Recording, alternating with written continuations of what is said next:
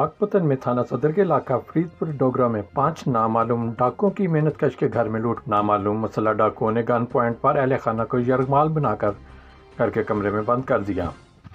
घर से 5 लाख रुपए के तलाई जेवरात, सोना चांदी, नकदी और मोबाइल फ़ोन लूट कर फरार हो गए।